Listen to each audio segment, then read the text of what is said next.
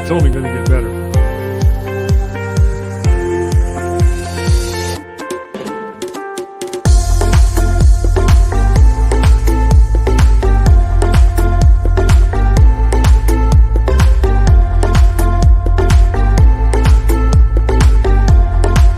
Can you hear me now?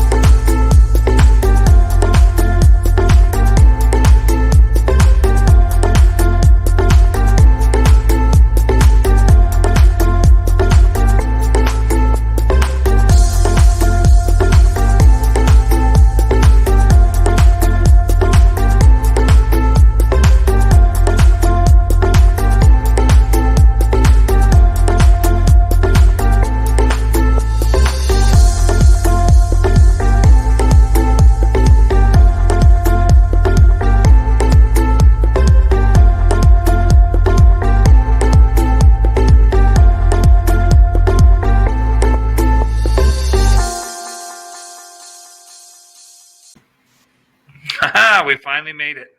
We are here. Are we live? We are live. This is amazing. We're only Yeah, a little 24 delayed. minutes late. John, say something. I want to make sure you're sounding a little echoey. I'm a little echoey, am I? Oh, no, you're good. All right. Okay. It's all that space floating around in your brain there. The voices in my head, they're conflicting with yours, and I get all kinds of problems. So, Yeah. so let's get started. We say in about a minute, see if anybody joins us, and we sort of had a bit of a screw up of technical issues, obviously, and we're gonna In put good that old one Petawawa. on the internet gremlins. Well, my internet goes down too occasionally, and it's pretty good where I am, and I'm with Bell, so they're usually pretty reliable. But who says the technology is infallible? So, Well, it's funny But- how it just happened 2 minutes before we're ready to go on the air, and then boom, that's when the internet shut down, and it was down for a good 15, 20 minutes. Now it's back up. Let's hope it stays. that's called Murphy's Law, right? Yeah, exactly. Hopefully it stays on, though. Hold on here. So, we'll give it 30 more seconds. All right. And then I can't tell. we'll see. I Some can't people tell. have logged on. I don't know who's on, but some of them logged on. And hopefully they remember that when they log on at above the video where they logged in, where it has the whole write-up on today's show, there's that little link there that StreamYard asks them. If you click on it, it allows them to use your name on the stream here, so that when they make a comment down there, we'll see it in Facebook, the comment under their name. But if I go and see it in here, it just says Facebook user. It won't tell me who it is. So hopefully you'll click on it. It's safe for your computer, I promise. So is this streaming right now? I can't find. Yeah, it's streaming right now. Yeah, Yeah, I got it right here on my phone. I'm making sure everything's going like clockwork. It's about a Kinda 20 hard to second find the delay. link. Was that Randy? It's kind of hard to find the link. Yeah. Well, it's in the thread under discussion. It should be there. Yeah. I just there.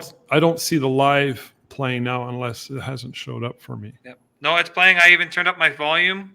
The thread under discussion. It should be there. All Yeah. right. So it's playing. So, I don't see the line. so it is playing. So people can log in anytime and watch. If they log in, they log in. Somebody's in there. I know that. Right. There's me and there's somebody else. So All right. plus they'll see us when it comes down to the. How come I don't see it? I do not see it streaming. Playing on my side. When you go on to the groups page there.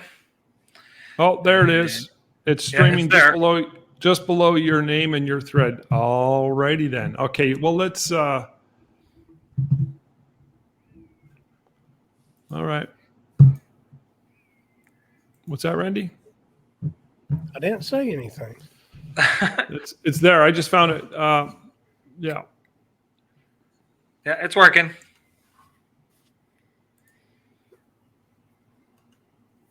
So So why don't you introduce to everybody our guest for today?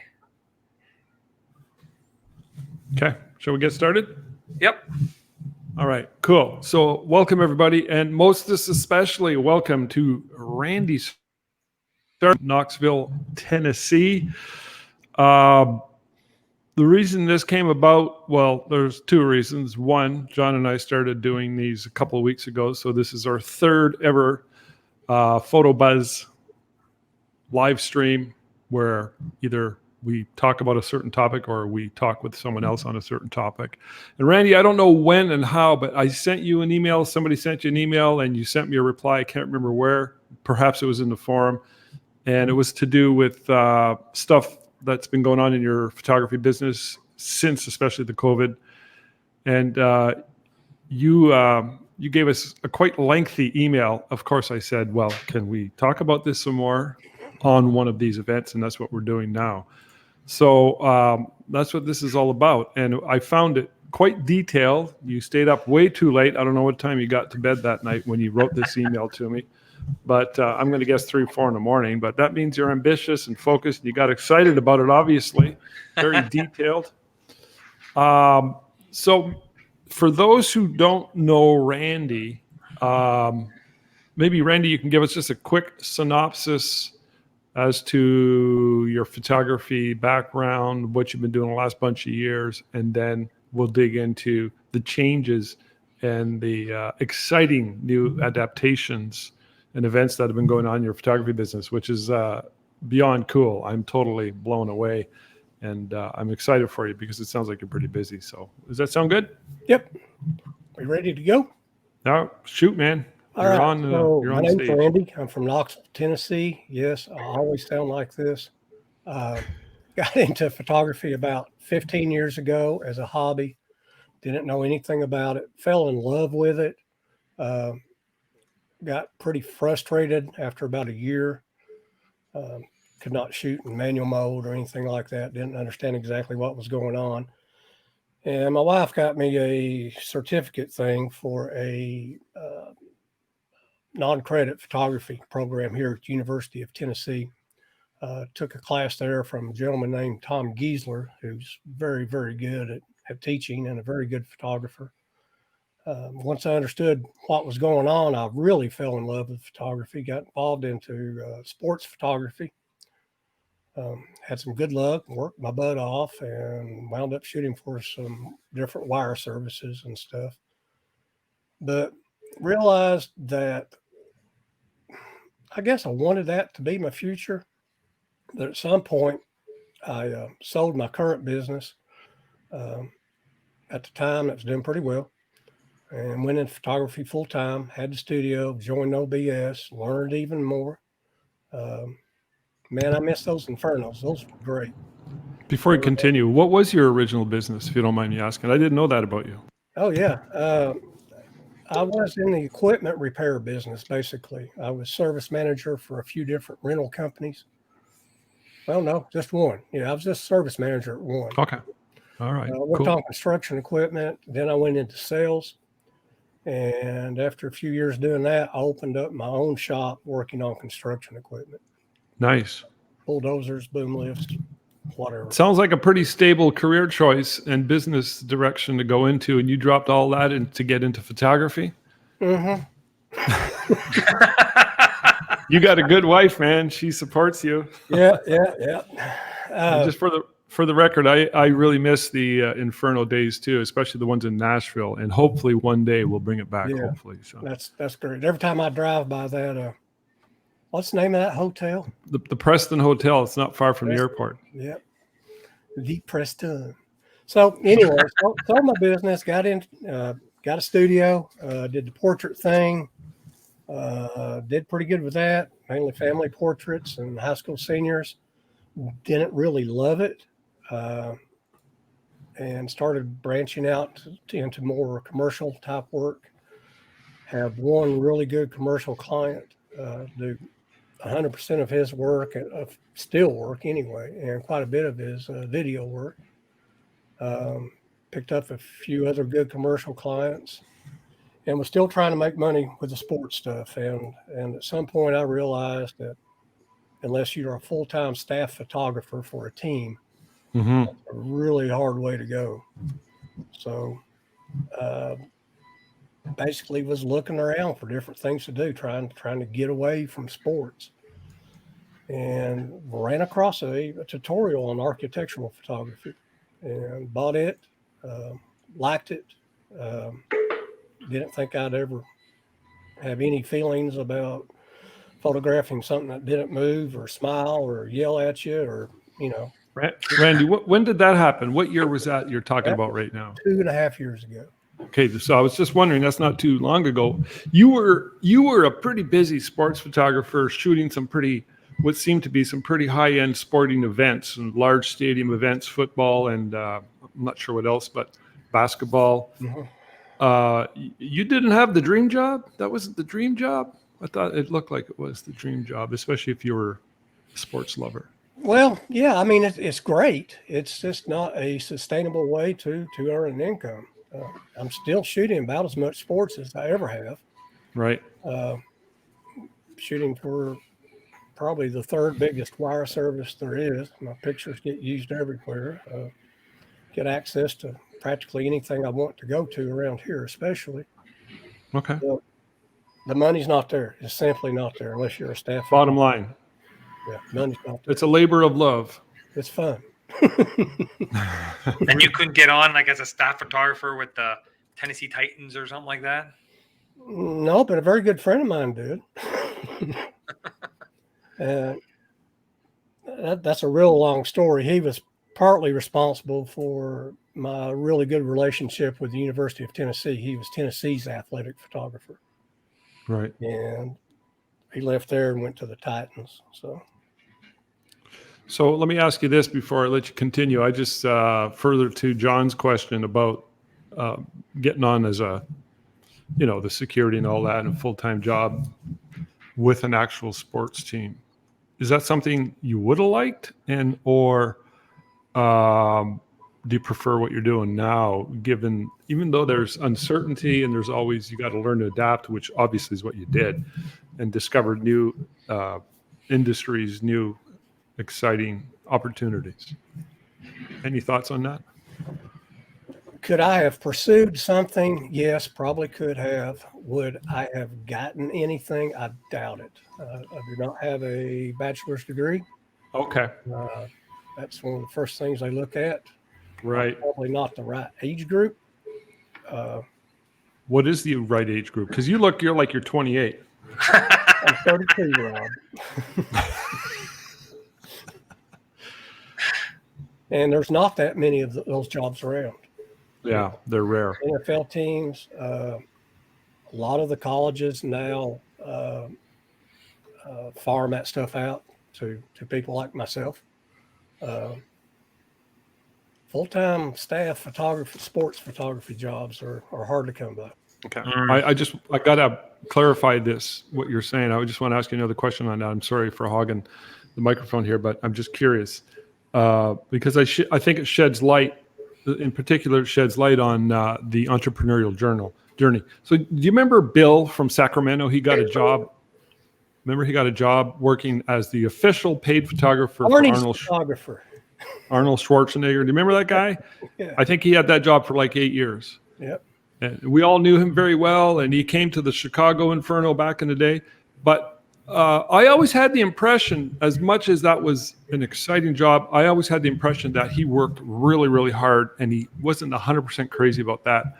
He was a family man, and you're not necessarily your own boss, your own person when you're working still as a paid, on the payroll employee, and even though you're doing photography. I just want to shed some light on that, even though jobs in photography, paid jobs, are really, really rare. They're much rarer than they were, say, 20, 30 years ago. What do you think of that? I mean, yeah, For me to get a staff position someplace, the first thing would probably been I would have moved. I don't want to move. I like Okay. it here. I want to stay here. Been here forever. You like it there. Yeah, like it here. It's your community, and you have family there, no doubt. Family here. We have internet that works when you want it to. Yeah, John. Well, John's in the Ottawa Valley. They just brought in indoor plumbing. Yeah, indoor plumbing, electricity, things like that. Yeah. Yeah. Nice things to have. But We yeah, were notes and pigeons for a while. I suggested we do this with carrier pigeons.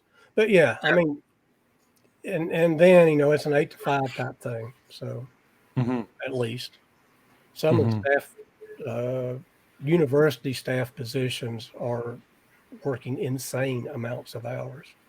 Really? Yeah. So you're. Is it safe to say you're much happier now doing this, and you might have at one time wished for that, and possibly at one point regretted it never happened? I'm not sure. I'm just speaking pulling stuff out of the air here. It might have not have been that case at all. You might have always been focused on being your own person, doing what you want for the reasons you mentioned, plus other reasons. Safe to say that? Yeah. I like doing what Randy wants to do. Yeah. And it's working out. Because I've done a junior team here, and that's about it. Junior hockey, I've shot them, and there's no money in that. That's for sure. It was basically perk for perk type of thing mostly. They give you advertising, they give you this, they give you that, and you shoot their action shots, you shoot their team. But that was about it. Yeah, so even in this area, that's not the way to do that. There's an outfit in Florida called Glossy Finish, owned by Haim Aryov. They're about the last place left that really doing a good job of making money. That's inconvenient. See, there's the Titans calling them now. We want to hire you. Just write your number down on a piece of paper. Got that job. He's been real good at it. So where was I? You were talking about the place in Florida. Oh yeah. So they do large, as a rule, they do larger tournaments. They do the week-long baseball experiences at Forge and Myrtle Beach and several others. And I do quite a bit of work for them as a photographer. And then I sort of managed the photography side of things on a few events. But, a lot of events we're printing on site. It's a huge staff. It's a huge outlay of money. But it does very, very well. So there are ways to do it. But I'd imagine you got to have the connections and the infrastructure and the people, the team to run something like that. Yeah, it's about 90% logistics and 10% photography. Yeah, so very little of that, and but probably profitable. Yeah, it sounds grueling. It sounds painful when you describe it to me, anyways. Yeah, it's hard work. Yeah. Has he ever looked at, Randy, have you ever looked at doing stuff similar to like Danny Rabeloff, things like that, where you actually hire a crew and you go and you do the local minor sports to keep it going, or do you always just work on your own? You mean myself or the company I was referring to? You or yourself, basically with your business? Oh yeah. And I do have a small model set up where I'll go out and shoot, let's say youth football. I only shoot the kids that prepay. I think that's imperative. You have kids, you want parents that are interested. And it's a really funny message I just got from a guy I hung up on. But I only shoot the kids that prepay, and it allows me to stay on them 3 or 4 kids. And I don't have to make them going into it and deliver the files digitally, and bam, I'm done. Move on to that works pretty good. Yeah, also I do the local sports here too for a lot of them, and I do the prepaid too. I know there's some that they do the online galleries and they just go and order it, but I always find like it's hit and miss there. And I always do the prepaid. We have the order forms there on location. The parents sign up what they want, and we have all the different products. And I find you'll make more that way for sure. So yeah, Haim actually has a model set up that's called GF Crew. They're all over Facebook, all the sports photography groups. But They have their own little app where the parents can sign up, and makes it very, very seamless to do that. Parents still want that kind of photography of their kids, obviously. I mean, it's important to them, I would imagine. Yep. That reflects where and how we're staying profitable and relevant in my photography business. It's kids. I mean, fairies and nights and all that stuff. It's kids. And I think that that's going to be a growing market and a relevant market. In spite of everything else and whatever changes may happen for the foreseeable future, I can see that being pretty stable. Unless people stop having kids and then they just have dogs, which seems to be a big trend, and then they bring their dogs in for dog fairy pictures, which I can't see really being that relevant. When that happens, shoot me. Yeah. That's when you bring Maria in. So Randy, we're talking about portraits and kids and that. I don't know if you're done telling your story, if you had more to add to it, but just while I got this thought just pinned in the front of my brain here, you obviously are not shooting kids or people so much so these days, and that's primarily where we're going with this conversation. Could I just read something from the email you sent me? Yeah, certainly. I'll read the first little bit, and maybe we could segue into that. And if you had more to say about what you were just talking about, that would be good. But so you put in. I like the way you send emails. By the way, this I do the same thing. I put everything structured and I do bullets. Yeah. So you had titles, like job categories was the first title you had put, and under there you put advertising commercial work was 30% of my income in 19, 6% in 2020. Aerial photography video was 0%. In 19, 22% in 2020. Say hi to Brody. Pardon me? Say hi to Brody. Brody, hey, Brody. Architectural photography was 23% in 19, 39% in 2020. Average architectural job increased by $700. Sports photography stayed at 29% for both years. This guy's got it broken down into percentages. But average, okay, so your sports stayed at 29%, but average increased to $160. Now, you said you wanted to get into architectural photography, and I want to sort of hone in on that one. Not to be confused with real estate photography, as mentioned. And the point I want to make, though, is that you started this before the whole COVID thing. Serendipitously, you are into markets that they seem to be immune from the effects of the COVID, possibly even increased in relevance because of COVID and lockdowns, whereas the sports you would think would kind of go away. So tell us about that. Well, I'm surprised I shot as much sports as I did. In spite of that. Yeah, in spite of all that, sports continue to be, a third of my income this year. A lot of that was with glossy finish, and a lot of it was with a wire service, and a lot of it was with a local newspaper. Okay. So, yeah, 2.5 years ago, I had lost a big commercial client. I was pretty much on retainer with them. Mm-hmm. This is the third time I've lost them. It's nothing new. It'll come back around at some point, but it was time to look for something else. And I happened upon this architectural video on sale on ProEDU's website, and bought it and watched 10 minutes of it and figured I'd be turning it off. And 10 hours later, I was still up watching it. and it grabbed you. Yeah, it really grabbed me. And it's fascinating how technical it is.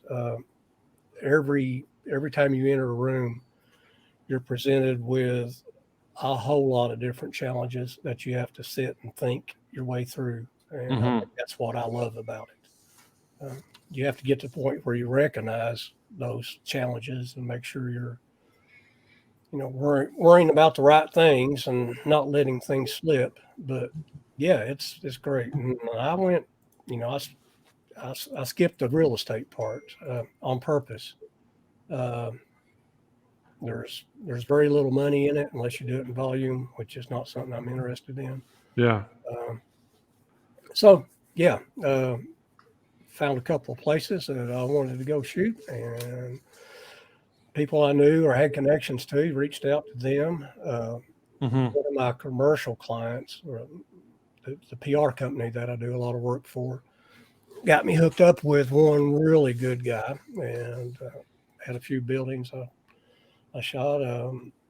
Michael Messing, who's also an NoBS member, he came along with me, and we kind of learned how to use a tilt shift lens together and Okay. that sort of stuff. And Is that essential? yes, for architectural work, it is. Absolutely. Okay. I thought it wasn't essential anymore. A tilt shift lens to control perspective.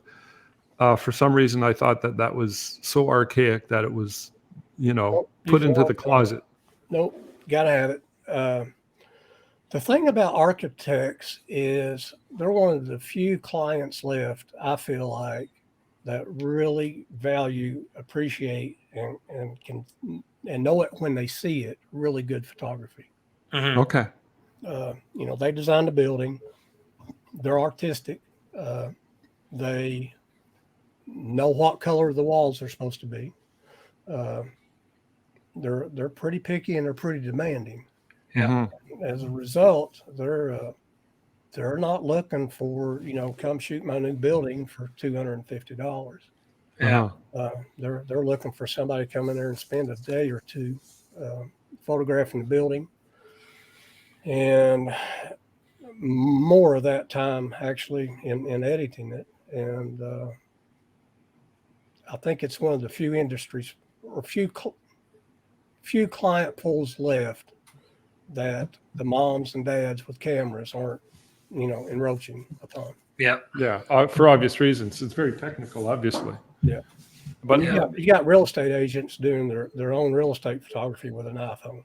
Yeah. Or they'll pay a person $100 to come in and do some HDR, and that's good enough for them. Yeah. And you cannot do that for an architect. So the locus of control with what you just described is obviously the discerning eye of the architect, that level of professionalism. You can't fool with that. No, it's got to be right. So, yeah, interesting. I didn't know. Was this something that came out in that course, or was that something you discovered? Yeah, basically, yeah. And it was a whole new world to me, which is another thing. I like learning new things. Sometimes I get tired of learning new things. Yeah, it gets worse, by the way. Yeah. Because you're like an old guy like me, and you think you know it all. Yeah. So there's that. Yeah. But no, you just like. Right. I noticed. I had to go learn this kind of software to go do this. Come on. Yeah. Yeah. I find that I'm like the stuff I was way more obsessed with learning when I was in my 30s and 40s. Kind of again, I'm not going to say it went away, and I don't want to sound like a total dimwat about it, but it's like I'm more like specific as to what it is I want to learn about, and it's like got to be really relevant and or applicable to me. So obviously this really grabbed you, and good timing too. Like, okay, just before we get on to that some more, I got to ask you a question that just popped into my nimble little brain here. What was it that motivated you to get into something else back then? Were you just getting a little bit weary and tired of doing the sports, or was it profit driven? I think we established that. Yes, it was about 100% profit driven. Okay, you needed to make money, and your wife might have played a role in that. No, not really. I can see she'll every now and then she'll say, well, "What do you got going on next week or two?" And I don't want to say nothing. So yeah, I guess she did play a part in it, but indirectly. Yeah. All right. Oh, I've met her a bunch of times. She seems like a really nice lady and very easygoing and possibly very supportive. So that's a pretty important. She mentioned you quite a bit. She waved at you as she walked out of here just a minute ago. Oh, well, tell her I wave back and say hello, and I miss her. miss you all down there. So interesting. So okay. So that's another thing. She's a bookkeeper, accountant type person by trade. So that really, really helps me because I never, ever think about that stuff. She helps. She does all that for you. Yeah. So, You're in that same situation too, aren't you, Rob? Pardon me? Tina's like that too, isn't she? She had an accounting background. Yeah, well, and we work as a team. I think that's the more important part of it. Just like you and your wife, John, you work as a team. She does what she does best. I do what I do best, and Randy and his wife do the same thing. I would imagine it's a key factor to your success. And, It's a big part of it. yeah.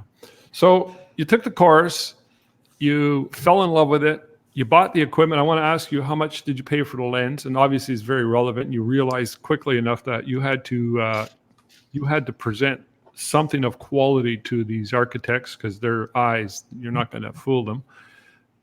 This is only a couple of years ago, and it worked out. I like the fact that you said you called and contacted and approached a few people. So I want to talk on all those. Can you expand on them a little more? Yeah. So I knew I had to learn how to do what was in the course, and went to one facility that I spend the summers in shooting baseball. And like, hey, middle of winter, you guys are about shut down. I need to learn how to do this. Let me take some pictures. Right. They're like, oh, heck yeah, come on. So went in there, messed about everything up. Well, you got to do that, messing up period, right? Let's see. One of my clients reached out to him, told him I was looking for good looking, newish or newly remodeled type buildings. He's like, I know just the guy. He gave me a guy's name, got over that guy. And he's like, nope, you need to talk to this guy. And hold on. Somebody's calling you. Yes, my son called me on Facebook. I hear that. I recognize the ring. Yeah. He's on a golf course in Fort Benning, I guarantee you. So anyway, I got with this other guy who's a developer here in Knoxville, and he's buying old schools and rehabbing them into senior living facilities is a nice way to say it. Right. The old schools work for that very well because the hallways are so wide. Remember when we used to change class, how big and busy the hallways were. Well, that fits right into all the ADA compliant issues, and getting wheelchairs or stretchers or walkers around the place. So anyway, I shot one of those. Went back several times. Had a really good relationship with those people. Photographed my church. I believe that's about it. By then, I about figured out what I was doing.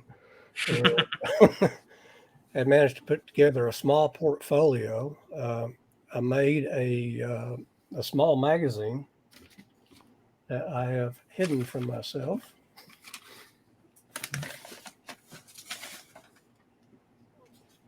This is the new one, but it's just basically a blurb book. Oh, really? Yeah. That's all your work.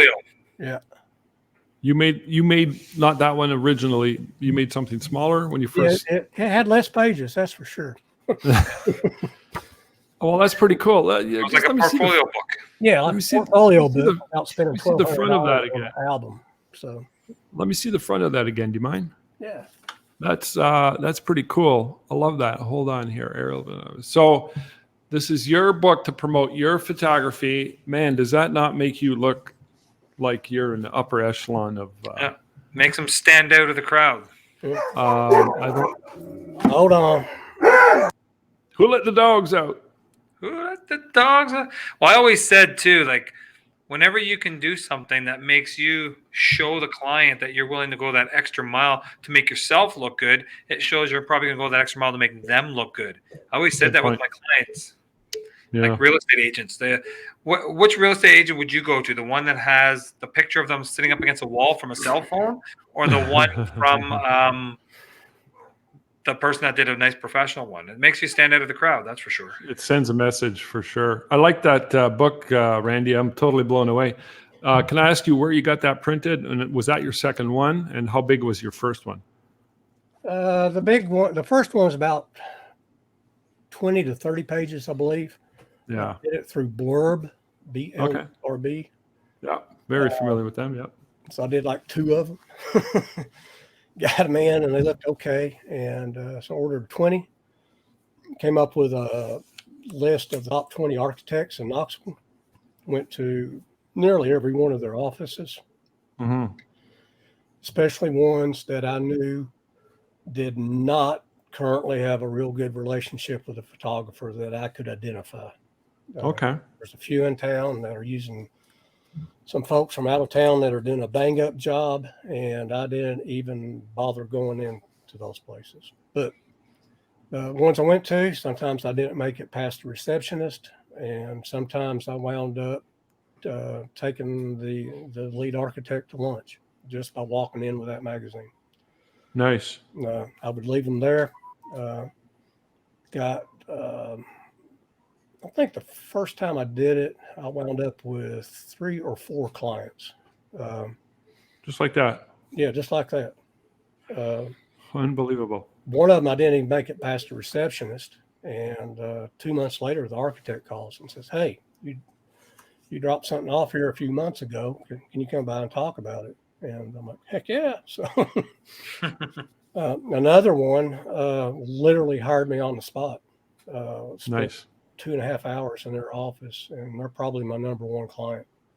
Nice. They're definitely my number 1 client. So this is so cool. It's like this hidden little industry that you don't even know is there. And I like the fact that you did what you did to sort of get at it, and you went after it. For lack of a better way to describe it, you went after it like a predator shark in the water goes after a wounded fish. It sounds aggressive, but you know what I mean. I mean, that is a powerful message for anybody in any industry. I mean, the alternative would have been for possibly some folks, or maybe for lazy Randy, other Randy, non-ambitious Randy. I'm going to create a few pictures, then I'm just going to wait and see and wait for people to find me. Yeah, that's not going to work. No, that's not going to work.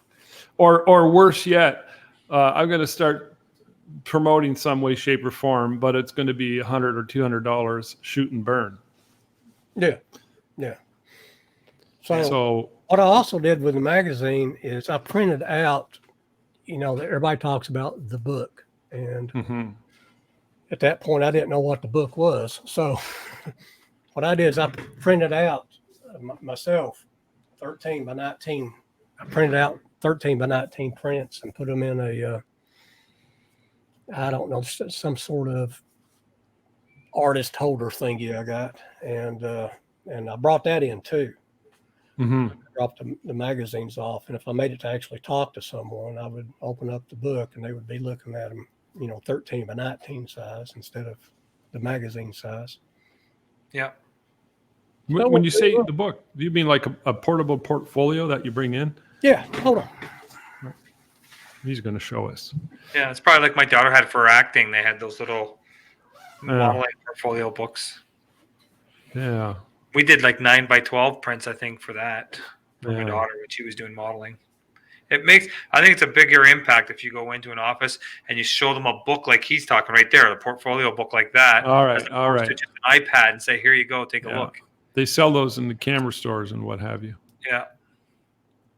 Nice. A lot bigger impact, that's for sure. Nice. And I find too, a lot of people, they go overboard and they think they have to fill that whole book, and they don't. I talked to a lot of model and casting agents when my daughter went to a thing in Toronto, a casting call thing, and they said they'd rather have a book like that has 3 or 4 amazing images as opposed to 10 to 20 okay images. Yeah. I think that goes with any portfolio, online or book or whatever. Exactly. Yeah. So, well, that's fascinating. You just went knocking on their doors. You hit the streets, knocked on doors, took a few out to lunch, and when that's going to happen. Your odds are pretty good. Yeah. That something's going to get signed. I have other questions, but I want to ask you about that lens. I'm stuck on that lens. You're stuck on the tilt shift lens. So Yeah. earlier, I said it was required. You can almost get by with, like a 16 to 35, Mm-hmm.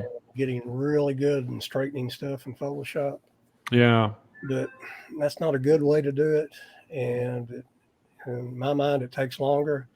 Mm-hmm. And also with a tilt shift, you can not move the camera and you can stitch wider panoramas. Yeah. Okay. Or stitch something together as an 8x10 or something if you want to. So you want to control that perspective to please the architect who sees things a certain way. Correct. Yep. And you can't, like, they might be a little bit hung up on this technicality, and it may not be so relevant to the world out there. Maybe they're taking shots of their building to pitch investors and what have you, and it may not be relevant to those people or the general great unwashed masses, but does it matter? Because it only matters that the architect who's giving you the nod and signing the check, he's the person or she's the person that matters above and beyond. Yeah. So case in point, some apartments that were built to house some employees in Pigeon Forge, Gatlinburg area. This 3 or 4 story structure, and it's located close to this resort. And all the resort employees that need someplace to live stay there. And so they built these 2 big apartment buildings. And the first floor of one of the buildings is nothing but storage. And the first floor of the other building is the laundry facility for the resort. Wow. And I thought that was just fascinating. And Yeah. when I scouted the location, I called this is actually for a builder, not an architect. And I called the builder and I'm like, hey, is this not huge? And they're like, yeah, it's a huge selling point of ours. And I'm like, we probably need to take, at least one decent picture of the basement with people washing clothes in it.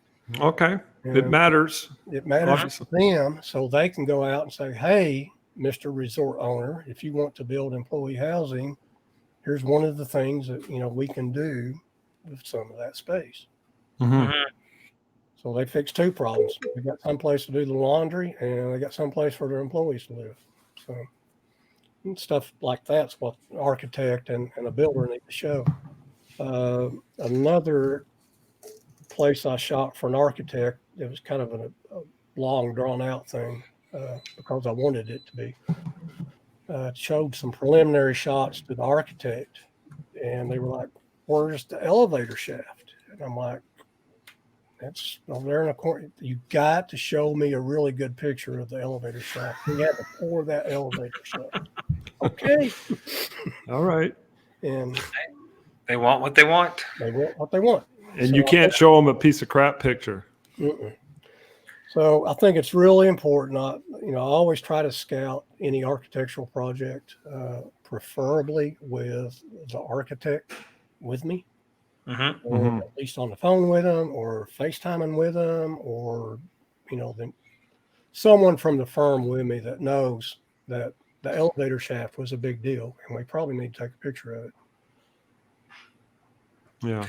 So, and going back on the technical side, you might have answered this earlier, but that tilt and shift lens, what's the focal length of that? Because you were saying stitching. Do you always find you have to stitch or is there a wide enough angle one to do?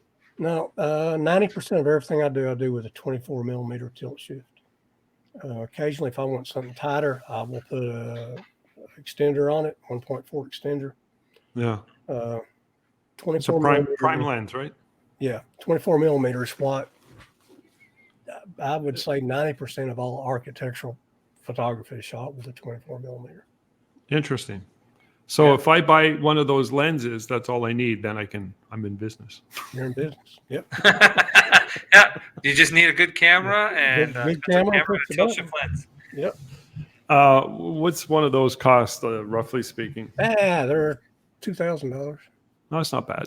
Oh no. I mean, a 400 millimeter 2.8 for sports that you got to have $12,000. Yeah. But you used to get all that stuff for free. Well, Didn't Canon always just send you stuff? Well, we have I've been on some different things with Canon and Nikon. So, but yeah, Yeah. they're not. I'm not a Canon ambassador. They're not going to just give me stuff to use Mm-hmm. all the time. Now, when I was switching from Nikon to Canon for the mirrorless features, Canon was very good to me with Yeah. tilt shift lenses and bodies, and so I figured out right quick that's what I wanted to use for architectural work. Yeah. Somebody commented, and they didn't log in with their username, but it says Facebook user. You could see that, John. They said, "I'm on my lunch hour, so I can't stay, but it's amazing to see how far Randy has come. He was just getting started when I met him through NoBS." Who posted that? Yeah, when I look at that, it was Michael Messig. Yeah, I was going to say Okay. that, Michael. From Knoxville. Yeah. I put his webpage up there too, so people can see some of his work as you guys are talking. Oh, good. I had it opened as well. I went and had a look, and I was Randy. I've been on your webpage before, years ago when you were almost 100% sports, and I was like, "Whoa, total radical shift here! A big shift in the content in your online portfolio. Still some sports." But I could see the quality of your images. It was very apparent to me that, all right, he's doing this right. He's got this going on, and I was quite impressed. So. One thing I struggled with a lot, and I probably lost a year or so worth of time fooling with this. I was trying to maintain a sports website, a commercial industrial photography website, a architectural website.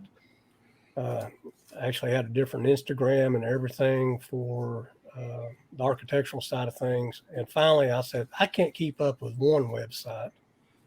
How am I going to keep up with three? So I am who I am. I shoot sports and architectural stuff and commercial stuff, and it is what it is. So yeah, well, I don't really think. Yeah, I don't think one needs, unless they have valid reasons to get into multiple sites like that. That's who you are. I mean, really. Yeah.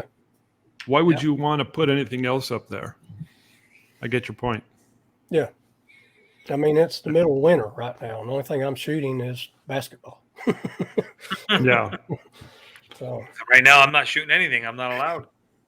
No, locked if I down. wasn't shooting basketball right now, I'd be, doing FaceTime live things during the middle of the day. So you can obviously shoot architecture during a lockdown, and I noticed you do some mining photography as well. All of this stuff would be considered essential, I'm sure. And I think I understand Tennessee is much more open than many other states. Is that true? Yeah, I believe we are. I've been in Texas and California and here, I guess, for the lockdown. Parts of Texas are wide open, just like Tennessee. Mm-hmm. California is crazy. Yeah. And Tennessee's pretty open. Kids are going to school if they want to go to school. Supposed to wear a mask about wherever you go, and I do. But there for a few months, it pretty much shut everything down. March, April.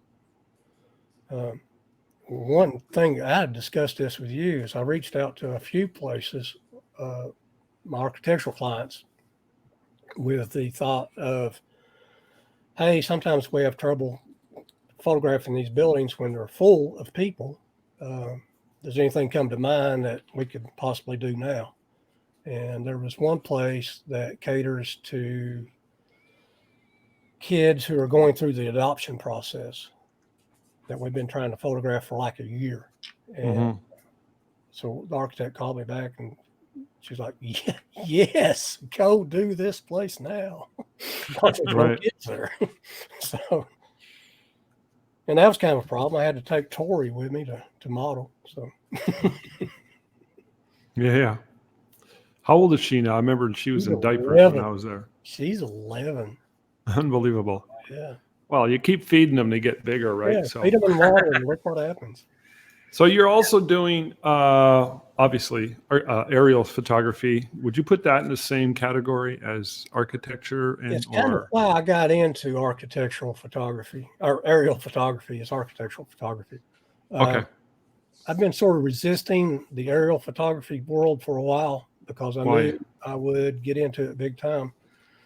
I Okay. had a pretty good background in aviation. I actually soloed an airplane before I got my driver's license. By Oh, about nice. yeah, Very cool. yeah. All right. But quit flying by the time I was 20, and haven't done anything at all with it. Mm-hmm. But I knew once I got involved, I was going to get way involved, and Mm-hmm. You knew that. I knew that. And Next thing you know, he's buying helicopters. next thing you know, I'm buying helicopters. So I had a friend of mine that did quite a bit of aerial work, and was hanging out with him and flying his drone and stuff. And I ran into an opportunity for a large contract doing aerial video, and it was a big contract, and jumped into it with both feet. And it's led to a lot of things you wouldn't even think about. So, yeah, it's been great. That's pretty cool. Yes, it's the drone world is a mess, and probably always will be. Why is that? At some point, you figure out that it is nothing but a tripod you can put anywhere on the earth, Really? and it kind of opens your eyes to. I mean, a lot of my aerial stuff is 20 feet high. Really? Yeah. So, all right, you got to explain this one to me like I'm a 5-year-old.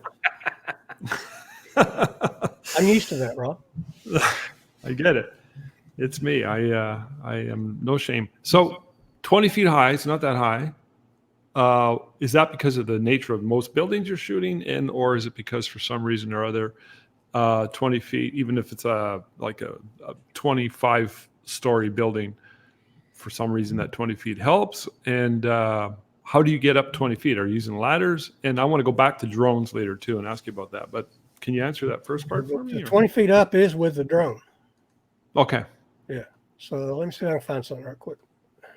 So you're using the drone to bring your camera with that tilt shift lens? No, I'm just shooting it wide and trying to get everything as level as I can when I shoot it. Yeah. And then here's a good one.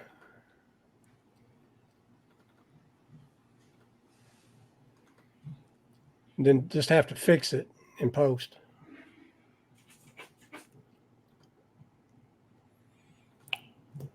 So are you trying to share your screen? I don't know. Yeah, I'm getting there. I had to find Okay, a picture cool. first. Yeah, Okay, once you cool. share it, it'll come on my side. You want to share it, and I'll just put it up there. So while you're doing that, we have a school of architecture in our city now. It's been there about 5 years. And I see these students out all the time right downtown doing pictures. So I'm assuming they have that as part of their projects. And they're probably training the photography aspect and the tilt and shift aspect into perspective. John, are you seeing the picture of a courthouse? I'm not seeing anything right now. Okay. You have to go to the bottom there, hit or wherever it says screen share or share screen. Yeah. And when you click on it, it'll ask you to share your screen, and you click yes, and then it'll come on my side to share it. All right, Rob, sorry for interrupting. Carry on. Oh, it's fine. Yeah. No, I'm finding that too, Rob, with a lot of other courses too. Oh, something's coming, Randy. Is that they yeah, I got it here, Randy. And then but in the business course here at Algonquin College here, they have a Photoshop course in there where they actually teach them Photoshop and a little bit of photography and video, so they can do their own videos and photographs now. Right. So That's 20 feet up. Yeah, 20 or 30 maybe. All right, that's nice. And so I can see. the goal here was the architect had nothing to do with the building, but the architect I was shooting for did all of the brick and walkway and grass and plantings, and they did all the landscaping. They designed it. Yeah. So if you're down at ground level just shooting straight at the building, you don't see the walkway and the grass and the Right. So obviously that's important to them. yeah. So what kind of a drone are you using, and what kind of camera does it have on it? It's a DJI Phantom 4 Pro. Nice. There's a lot of them out there. DJI kind of owns the. And I don't know if you're the same over there as it is here, but I know here if you have those pro ones, like the large ones, you have to actually get a license from the FDA or whatever it is. That's because changed to get the small apparently. mini ones, you don't need a permit or something like that. Was that true? I was talking to James last week, and the mining photographer guy, the other NoBSer. He's getting a drone, and he says it's the rules are softening, at least in Ontario. Yeah, What's here, if you're making money in any shape, form, or fashion, you're supposed to have your license. So, All right. Is that hard to get that license? no, not A really. lot of the real estate agents here get the little mini ones, the Mavic Minis, and they don't need to get a license for that. And they can go and do their houses and that, and the government doesn't bother them about it. It's only if you get the large, like Phantoms and stuff. So the one I use has a 1-inch sensor. Does pretty good at higher ISOs. Uh-huh. The gimbal technology behind it is incredible. You can do 5 exposure auto bracketing, and it lines Really? up in Photoshop. Yeah, it's crazy. While Wow. it's floating and, in the wind and breeze, no tripod. Unbelievable. Yeah, the gimbal technology is crazy. There you go, Rob. You could do that for your family portraits outside. You don't even need a tripod or camera. Just float this little thing there and take pictures as you're doing it. Yeah, absolutely. I doubt it, but I can appreciate it. It's amazing. Yeah. What are the That megapixel whole- are those pictures that you take with them?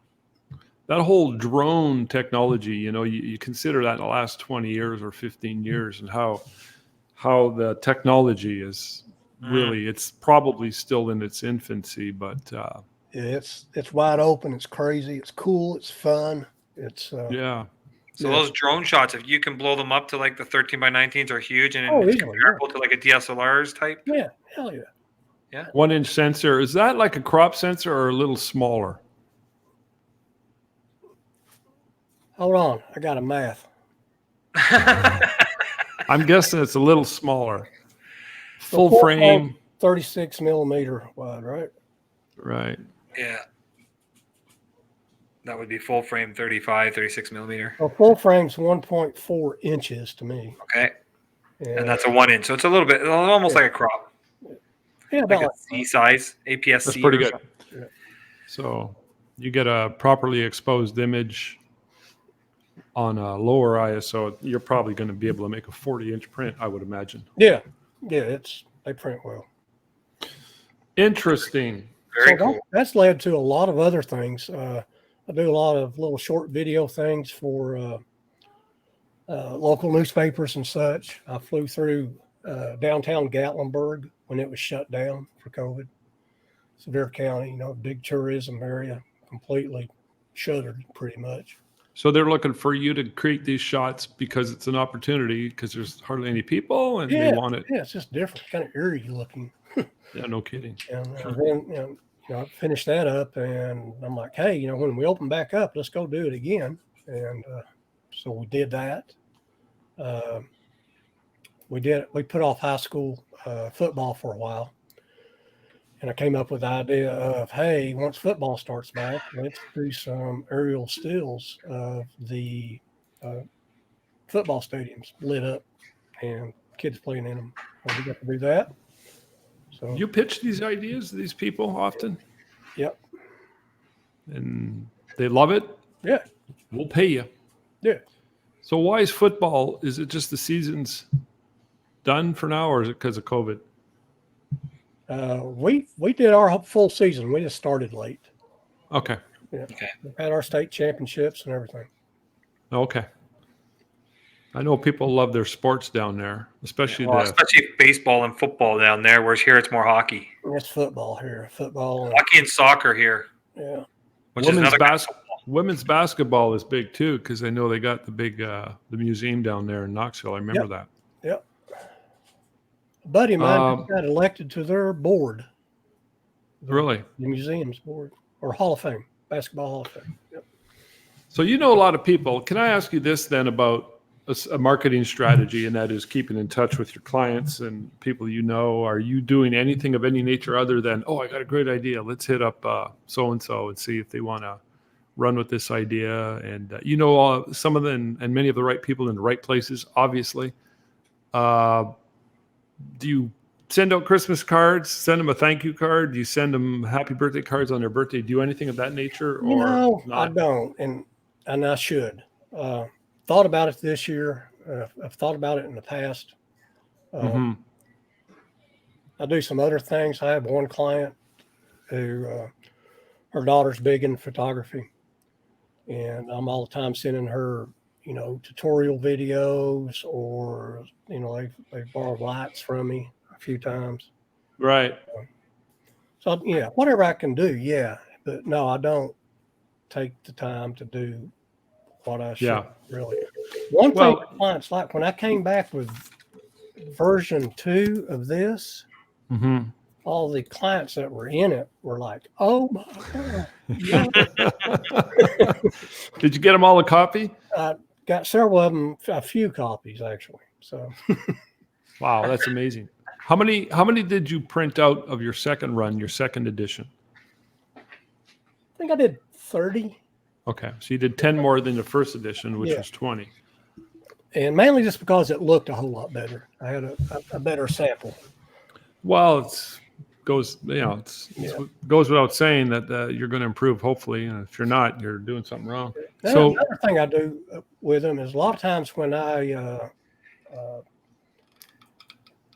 whenever I go back into an office, I'll bring them one or two of my favorite prints. Like, how do you do this? This print here, Yep. I went back in to that client for something else, and I left them that print with Yeah. the frame. And yeah, that's pretty good. yeah, No, that So- goes far.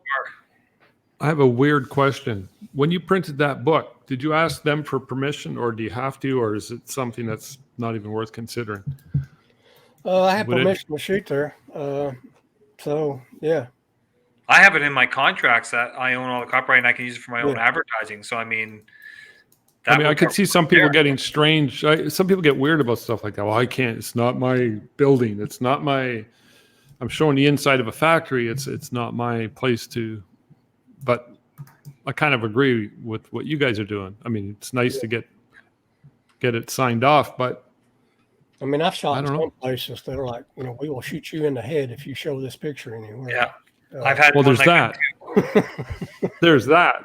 That's the way they Yeah. talk in Tennessee in their Yeah. contract. We'll shoot I you had in a the head. corporate account that actually I went in and shot the whole factory for the county of Renfrew here, which is one of the Yeah. counties here. And we did 5 different factories over a 2-day period. And one of them was so proprietary. It had security at the front in order to get in. Things like, and I had to sign off that I wouldn't use any of their stuff because they didn't want their competitors seeing how they make their stuff and things. It was pretty, you had to sign off on that. So I can't use any of that stuff. Yeah. That So happened to you, Randy, at all? It must be part of your. I do 2 or 3 we call them non-disclosure agreements per year. Yeah. Those guys don't make it in your book, obviously. No, No. and that's more commercial stuff versus Yeah. architectural. Because you wouldn't want to get shot in the head. No, I don't. and this Nobody- is another thing I do. A lot of my commercial clients for Christmas this year, this was their Christmas gift that I gave them. Oh, Nice. I actually had a bottle of wine that I made and with my logo on it, compliments of, and I gave them for a Christmas present. that's pretty cool. Well, it's Goes better. pretty well. Better. That's because it's better than the moonshine that they're always drinking in freaking Ottawa Valley. But no, just little things like that. It doesn't cost a lot, but it goes a long way. I like And you that. give it to your corporate clients. Hey, Randy, when you made that first book or your second edition, architectural firms, did you just send them to your state or beyond? Did you pitch other people next door? Did you No, go? I just did Knoxville. Really? There's that many architects there. It's crazy. Who'd have thunk? Yeah, who would have thunk it? Downtown Knoxville. I don't know how much you remember, but I do. It was probably just starting to turn around when you were there, and it It's was nice. I really liked it downtown. What's the population? crazy now. Really? Eh? Yeah. I'm going to have to come back to the University of Tennessee with Tom and do another one-day Dude, workshop. He's still doing his thing. Cool. So yeah, there's quite a few here. My next run, the run I'm working on now, I'm going to go to Nashville and Chattanooga with those. Okay. So So you're pursuing this industry. yeah, You've got a good established base now. yeah, How far away is Knoxville from Nashville? 3 hours, I was just going to say that. I was going to guess. 2.5, 3 hours. I remember That's you not picked us up. You picked James and I up and drove us to Knoxville, and it Oh seemed yeah, to I me, did. Yeah. yeah, So it's not that bad. It's just not much further than when Rob came to my studio here. That was what, about 3-4 hours? about that. Yeah. So I got to ask you a weird question. And when we were down there, when James and I were down there doing that 1-day gig and all that, did I dream this, or did you bring us to a dam? Was there a dam? Yeah, Norris Dam. Okay. I that pops into my brain once in a while, and I'm like, hell, did I dream that? I have Well, a vague recollection of it. that's a real thing. Yeah, it's weird that I'm saying this because it's got nothing to do with this whole live streaming of content. I just thought this is the time to ask you because It's I still have there. many weird dreams. I don't know. Still there. What's it called again? Norris Dam. It was North. the first- Norse with an S. It's right outside of Knoxville. 30 minutes. Okay. Yeah. All Are you right. planning on going back there? No, I just was curious because it's something I thought about once in a while. I'm weird like that. It's still there. It was the first dam that the Tennessee Valley Authority built, and they built a town for the workers at the dam. Mm-hmm. The town's called Norris, and that's where I was raised at, Okay. and one of the first planned communities in the United States. Okay. Yeah. Really? So it's Yeah. got a lot of histoy. Man, I I gotta told you go all back that. there. I I'm gonna go told you visit all the that town. when I took you to the dam. Have you ever been to the Barkley run marathon? Mm-mm. You heard of it? No. It's the world's most grueling marathon. It's 5 marathons in one, and it's in Tennessee. Oh, yeah. I saw something in the paper about it. Yeah, it's been going on since the 80s or something like that. No one's and, ever finished it or something like that. very few, and they make it harder every year so that nobody can finish it. But every once in a while, somebody finishes it, and if it doesn't kill you, it's like the ultimate. It's 5 marathons in one. Yeah. You do through the bush, and it's crazy the way God it set up. Anyways, there's a few good documentaries out on it. Is that the dam there that you brought me to? Yep. That's it. That's it. Oh man, it's like my dream is coming back to me. I didn't dream it. I had to help you there. All right. So let me ask you this. We've come to about an hour now, a little over an hour. So Oh, over an hour. I really appreciate you taking time out, Randy. It's been an absolute pleasure. I'm really happy for you guys, and I'm blown away by your story. What's the future like for you now? I definitely want to pick up a few more really good architectural clients. I don't want a whole lot. I'm looking for quality, not quantity. Mm-hmm. I want people who recognize high quality architectural photography, Yeah. are willing to pay for it. And Let me ask you this before you continue. Sorry. This is something we should have mentioned at the very start. Your fees are substantial. That's a part of this yeah, industry. yeah. Like, you're not giving your stuff away. So you're charging a hefty amount of money.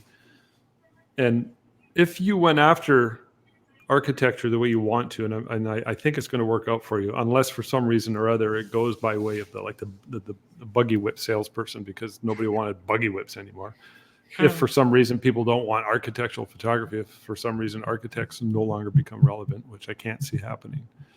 And so can you see yourself pursuing that big time and sort of weaning out of sports at any level, or how do you see that playing out? The only short sports I'm shooting now is pretty much exactly what I want to do, which is the stuff for glossy finish, the stuff for the wire service, and I still every now and then do a little bit for the University of Tennessee through ESPN or something like that. Mhm. And I do a little bit of stuff, or I did until this year with the Titans. So I'm basically shooting the sports I want to shoot when I want to shoot them. So I'm pretty happy with where I'm at on sports. You don't want to pursue it or eliminate it to any way, shape, or form. No, believe it or not, it's really good marketing. It gets my name out there to. I was just going to ask you that. Are these architecture guys kind of like, whoa, you're doing all this stuff? Yeah, and one has nothing to do with the other. No, You could be but the still. best sports photographer on the planet and not be able to even start to do an architectural thing. But Yeah. I had one client, and this is years ago. I had photographed it was an athlete, for a cover we wound up on the cover of Sports Illustrated SEC football preview. Right. I went into this place and went all around it and told him I was ready to give him a quote. And the guy was like, well, just take your time. We have to get 2 other estimates, and we want you to meet the facility manager. So I walked into the facility manager's office, and he's like, oh, well, we got to have 2 other estimates. But his office was full of University of Tennessee stuff, jerseys and signed footballs and stuff. And a copy of that Sports Illustrated was laying on his desk. And I pointed to it and said, what do you think about, his name's Tarin being on the cover. Oh, that's the coolest thing in ever, man. That's so great. That's great. I said, I shot that picture. He said, shit. I said, no, sir, I shot that picture. He said, prove it. I opened it up, cover photograph by Randy Sartin. Guy looked at me, you are hired. Love it. And going back to the architectural stuff, have you ever thought of, or have you ever done anything? I know James, when he got into the mining, he would go to these trade shows that were all just companies to deal with the mining photography. Have you done trade shows of all these architectural trade shows? No, I've done a little bit of. I used to do a lot of work in the fitness equipment industry, and I've done some trade show stuff there. And but no, I've not really tried anything with architecture. Yeah, I don't know. Do they have trade shows and what have you? Or, pardon me? I don't know. They have associations. Yeah. That I have been looking into. I think what you're doing is working, though. Yeah, definitely. There's that. Yeah, there's that. I guess when you do that, you sell all rights to the shot to them. They can use them for whatever they want for as long as they want, or. Yeah, and that's one reason a lot of the old-time architectural photographers have a usage license that reads like something that came out of Congress. Really? I can't understand it, so I know that the architect doesn't understand it. So mine is quite simple. It says you can do whatever you want to with this image. As long as it's you, only you, not your builder, not the building owner, just you, Mr. Architect. And if it's editorial use, I want credit and I want copies of where it's used. Yeah. Or whatever. So fair enough. Worldwide, unlimited. But I charge up front enough for that. Where I don't worry about it. Because I know with my commercial clients, I own the rights. I have them sign up. I own all the copyright and the rights to them. I let them do, like you said, do whatever you want with them as long as it's for you yourself. But if a magazine like editorial wants to use them, they have to contact me because A, I want the credit. B, I want to make sure I give them the high res, the great shot. I don't want them getting low res that's going to look terrible in your magazine. Yeah, I actually don't say that. Maybe I need to. You just want to make sure your best foot's forward. Yeah. They're getting, my clients are getting images that are 6,000 to 8,000 pixels on the long side. So. They don't know. Most of those people are pretty handy when it comes to Photoshop. So I know a lot of clients, they'll put it on their Facebook, or they'll put it, and then the customer or somebody wants to, hey, can I put that on my shirt? And they send them the Facebook version, which has been scaled down. Yeah, Crap. yeah. So So one other thing I want to touch on about the architectural photography. What's that? It's very common in that industry to cost share. What's that mean? So let's say my day rate for architectural photography is $2,000. Mm-hmm. And let's say I do 8 images a day, which is about 8 to 12. It just depends on who it is and where it is.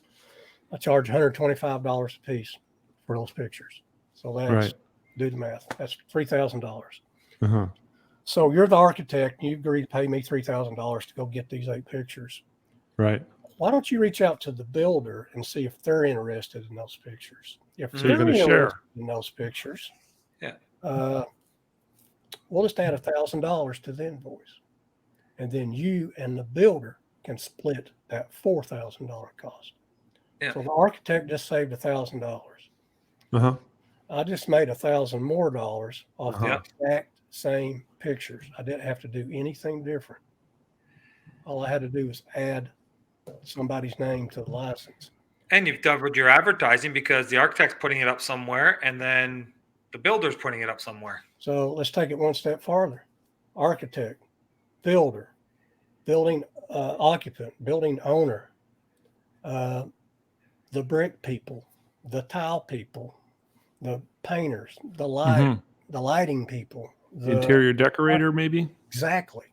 Yep. So I think I've had one project that had 5 licenses on it. Really? Yeah. So Everybody wins, and Everybody especially you. especially me. Yeah. And I'll change the pricing a little bit depending on who it is and stuff, But Yep. that's basically, and it's very common in the architectural industry. And if you can split it 5 ways for them all, they're all saving money, and you're making more. I mean, how else So, is the little bitty tile guy or the little window company going to be able to afford to have that good of images? yeah. You would just be charging the other people that $150 for the image, right? You're not charging the other things too, because you said $2,000 for your time, possibly $150 an image. So you're just selling the other ones just the image cost, like the builders and stuff. Correct? No, I think everybody gets the same images, right? Yeah, everybody gets the same images. It's like as if the builder is hiring Randy, just like the architect, for $1,000.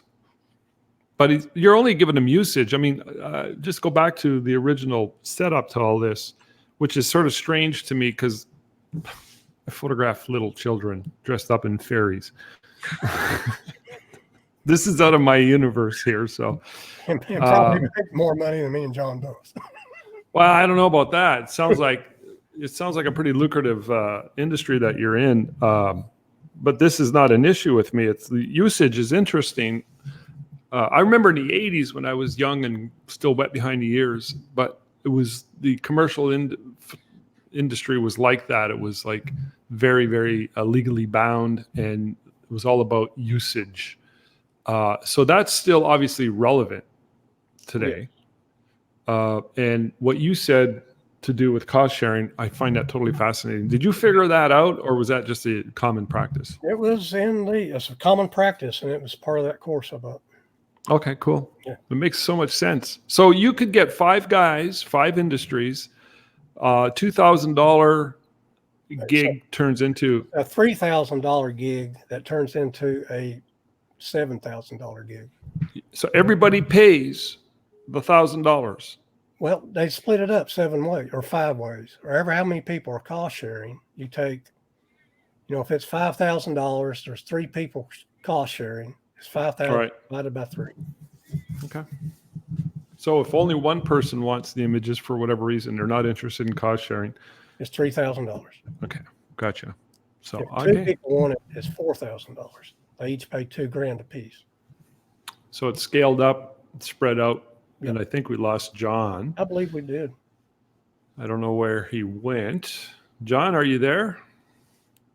Okay, well, while we're waiting for John to come back, and before we wind, I appreciate you coming on for all this time, Randy, because we're going on to an hour and 20 minutes. We've gone a little over time, but I do have to ask you one more question.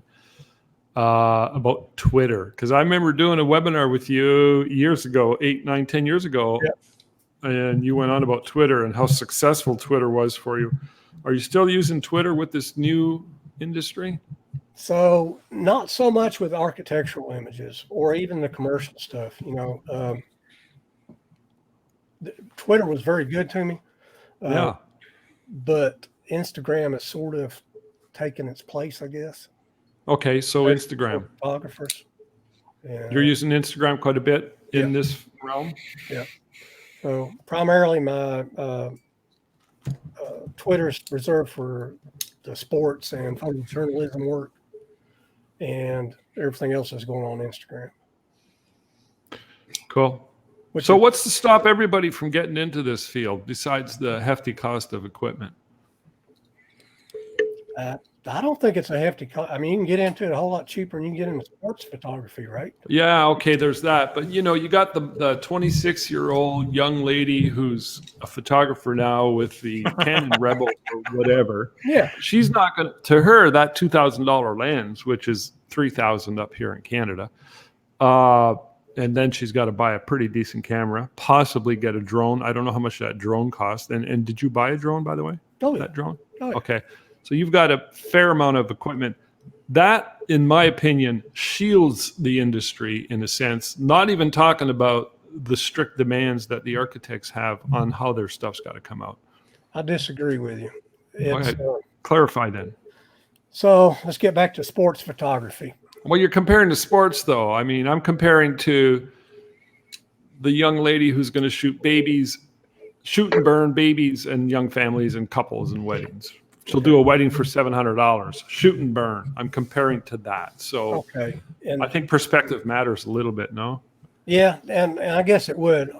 What I was going to make is, people perfectly willing to spend $20,000 on gear to go shoot sports for nothing, just to get on the sideline. Really? Oh, yeah. But back to your thing, there's it ain't easy. No. It's not easy. I'll sometimes have 10, 11 different images composited together for a final image. Right. I actually use an outside editor. I don't edit my own photos. Okay. He is better at it than me, and I think my time is better spent doing something else. Good point. So you hire somebody to do that for you. Yep. Nice. Got a really good relationship with him. He's also an architectural photographer. I assist him, he assists me. So that's a win-win, other than the fact he's Definitely several states away. That helps. So I would just say it's knowledge and experience. It's not easy to do. I've been shooting for full time, I guess, for nearly 10 years when I started in architectural photography. And it's not easy. No. Yeah. I know I do some real estate here, and it's not easy because I don't get half the things like he does. My images are still far better than the shooting burners here for $100 in HDR. I do HDR. I'm bouncing flashes. I'm doing everything. But then, like he said, without a tilt shift lens, I'm using my 1635, like he said, and then I'm going into Lightroom and I'm going into Transform and I'm trying to get my verticals right. And it takes time. And then you got to rasterize it out, especially if you're going to merge a panoramic or something like that. It takes time. Yeah, it's pain in the butt. Yep. So the technical, the demands of the industry. I'm going to add something else to that, and that is that it doesn't have the same glamorous appeal as, say, the guy wanting to do sports or the young lady wanting to do. Yeah. Yeah. I mean, you're probably going in there and you're in a little market. I hate to say it, but the young lady, she lives off of the Facebook and Instagram likes. That's part of her payment. It's an ego thing. Yeah. The sports guy, possibly the same thing. He's got the $18,000 land. What's that? I think it's exactly the same thing. Okay. For a lot of them. So you got a 53-year-old man who spends $20,000 on sports equipment. he wants to be that guy, and he goes and he gets some really cool shots. And to him, it matters that he gets recognition probably more than anything. Yeah. But recognition and getting those dopamine hits ain't going to pay the mortgage. So No, very true. It's not. it ain't going to make mama happy. No. Mama ain't happy. So Laura, so your wife, Yeah. she's been married how long now? Don't put me How on. long you guys? I was gonna say you put him on a spot now, are you? He's thinking there. The most challenging I question. think we're coming up on 16. All right. Well, good for you guys. I'm going to let you go now unless John's got another question. I'm sure you got stuff I'm to good. do. I think there was a lot of good information there. Randy, you're a rock star still in my eyes. Yeah, And You're the rock star. I've known you since I met you in 2000, whatever, when we went to Nashville for the first Inferno we did down there. And I remember at the Preston restaurant, and a bunch of me, James, and everyone else, a bunch of the members were finally meeting in person. And Yeah, that's great. you always had that. Some way to do You always that. had that passion for photography, which I think matters probably more than anything. Yeah, we have got to figure out how to do that again.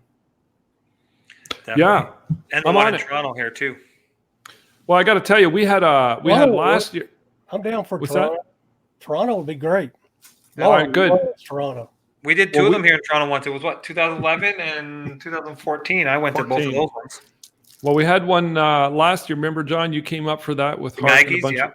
We did the one day. That was a trial to see if people were going to show up. And that my goal was to do something similar this spring, obviously, COVID.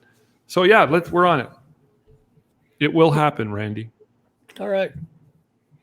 That means Tell if your we go wife. down to Nashville or Knoxville, I'm going to have to get a passport. Nashville. Yeah.